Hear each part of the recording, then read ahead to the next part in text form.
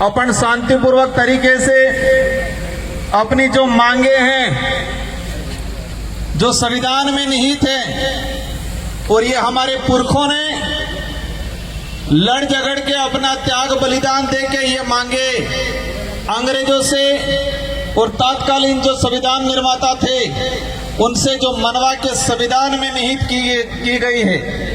इन महापुरुषों को नमन करना चाहूंगा। आरक्षण महारैली हमारे आदिवासी इलाके के अंदर आजादी के बाद से लगा के आज तक आरक्षण को लेके हमेशा भ्रम पैदा किया गया, और भ्रम पैदा करने के बाद समय समय पे अलग अलग तरीके की अधिसूचना लाए ये लोग, और अधिसूचना ला के हमारे ही खिलाफ नीतियां बनाई, और हमारे ही खिलाफ नीतियां बना के हमसे तालियां बजाने का काम किया था आज तक इन लोगों ने। ये जो आज कारवा बैठा हुआ है, ये जितने जो गणवीर हैं, हमारे पूर्व वक्ताओं ने जो बात रखी, एक 2013 की अधिसूचना सबकी जुबान पे है, सबके दिमाग में है, और जब 2013 की अधिसूचना जारी की अनुसूचित क्षेत्र के अंदर आरक्षण व्यवस्था को लेके,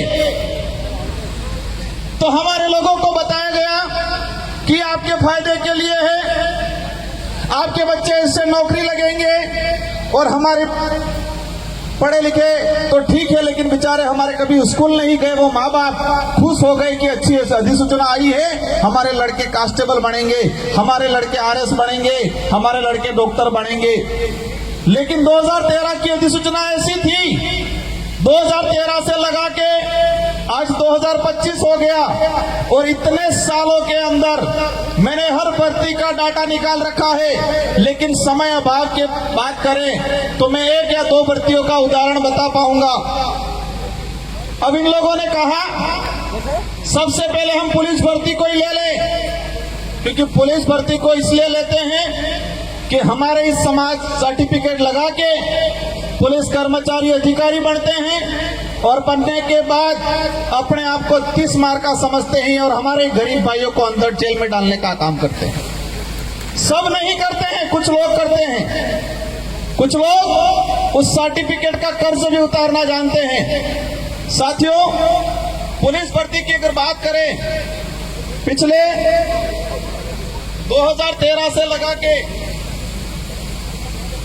2013 की भर्ती अनुसूचित क्षेत्र के अंदर 939 पद आए, और हमें मिलने चाहिए थे जो अधिसूचना जो कह रही है 45%, 5%, 50% उस आधार पे हमें मिलने चाहिए थे 423 पद, और मिले कितने? 414 पद। दूसरी ओर इस अधिसूचना में कहा गया कि 50% ऑनर आरक्षित, उसमें किसी भी वर्ग का पात्र अभ्यर्थी उसमें जा सकता है। लेकिन हुआ क्या? 2013 की भर्ती के अंदर 50% के हिसाब से जो अनारक्षित पद 470 पद आए अनुसूचित क्षेत्र में, और 470 में से हमारे एसटी के बच्चे जा पाए 8 बच्चे, और वही जब उनकी पदोन्नति हुई, जो एसटी के और एससी के बच्चे ओपन कैटेगरी में गए थे, एसटी के गए थे 8 और एससी के गए थे 5, लेकिन इनका कांस्टेबल से हेड कांस्टेबल में पदोन्नति हुई। तो जब पदोन्नति हुई तो उनकी पदोन्नति उस सामान्य कोटे से ना होकर एसटी कोटे के अंदर ही की गई। वही कहानी 2016, 2018, और इन तीनों भर्तियों की अगर डाटा की बात करें तो कुल पद आए थे 2312, और 2312 में से हमारे भाई लगे 828, और जो 75% आदिवासी बाहुल्य क्षेत्र है और वहां पर 828, और बाकी जो 50% अनारक्षित की बात करें उसमें 1359 बच्चे दूसरे लगे। एक बाप के अगर 4 बच्चे हो और 4 बच्चे में किसी एक बच्चे के साथ अन्याय होता है तो उसका भी अधिकार बनता है कि मेरे साथ अन्याय क्यों हुआ। यहाँ तो शेड्यूल एरिया है, 5वीं अनुसूचित संवैधानिक प्रावधान है 244(1) के तहत, उसमें यहाँ पर विशेष अधिकार हमको दिया गया है और उल्टा हमारे ही साथ अन्याय किया गया। इसी तरह वन विभाग की भर्ती हो, पटवारी की भर्ती हो, शिक्षक भर्ती हो, इन सारी भर्तियों का निकाल के मैं डाटा लाया हूं, लेकिन समय अभाव में पूरा नहीं बता पाऊंगा। लेकिन ये बात जरूर बताऊंगा, वो 2013 की अधिसूचना के कारण हमारे आदिवासी भाइयों के लगभग 4 से 5 हजार नुकसान भर्तियां हुई। 4 से 5 हजार हमारे भाई नौकरी लगते। अब समझ लो इतने भाई नौकरी लगते अलग अलग विभागों में। एक परिवार से एक आदमी नौकरी लगता है तो उसकी पूरी पीढ़ियां सुधर जाती है, पूरी पीढ़ियां सुधरती है। इतना बड़ा नुकसान हुआ और हमारे लोगों से तालियां बजा दी कि 2013 की अधिसूचना बाहर वालों को बंद कर दिया, आपको दिलाएंगे। इसलिए मैंने कहा था कि 2013 की अधिसूचना आदिवासी इलाके के लिए काला कानून है और ये काला कानून साबित हुआ। उसी वजह से हमारे 4 से 5 हजार परिवार आज भी जो कंपटीशन की एग्जाम की तैयारी कर रहे हैं, अभी आरक्षण की बात कर रहे हैं, करनी चाहिए, हम भी कहते हैं आप करो, लेकिन बात इस बात पे आती है कि जिन्होंने आरक्षण बेचने का काम किया, जिन्होंने 2013 की अधिसूचना लागू की, वही आज आरक्षण की बात करने आ रहे। आप सत्ता में चले गए, कहने लगे कि मैं विरोध में जाके काम नहीं कर सकता हूं तो मुझे जाना पड़ेगा।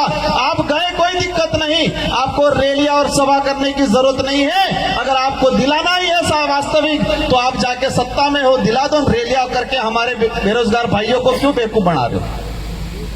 वर्गीकरण की बात आए,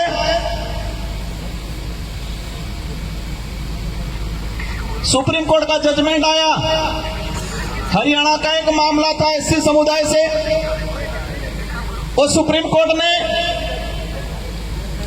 एसटी एससी दोनों के लिए थोप दिया गया कि उप वर्गीकरण करेंगे। और हमारे भोले भाले भाइयों को फिर गुमराह करना शुरू कर दिया, कह दिया कि मीणा को अब नहीं मिलेगा, अब भीलों को मिलेगा। उधर इलाके में कह रहे अब तुमको नहीं मिलेगा, अब सहारिया को मिलेगा। फिर कह रहे इनको नहीं मिलेगा, अब घराचियों को मिलेगा। उप वर्गीकरण करना है और उप वर्गीकरण राजस्थान के अंदर है। राजस्थान के अंदर उप वर्गीकरण सहरिया बारा के अंदर एक ही जिले में एसटी को 2 भागों में डिवाइडेशन करके रिजर्वेशन दिया जा रहा है। 25% शहरी आदिम जाति को और 6% वहां के एरिया आइडेंटिफाई किया है, उसमें भील भी है, उसमें मीणा भी है, उनको 6% दिया जा रहा है। राजस्थान के अंदर एक 12% मिल रहा है। एक सहरिया के अंदर 25% शहरी आदिम जाति को मिल रहा है और 6% उसी इलाके के अंदर रहने वाले अन्य एसटी को मिल रहा है। और हमारे शेड्यूल एरिया के अंदर फिर 100% की बात में करें और वो 100% ही मानो। सद्भावी कौन है? सद्भावी का अर्थ हम हर समाज का, हर वर्ग का मान सम्मान करते हैं, लेकिन कोई हमारा हक खा ले, गरीब का हक खा ले और तब हम चुप नहीं बैठ सकते। आज वर्गीकरण की बात आ रही है, हम भी कह रहे वर्गीकरण होना चाहिए।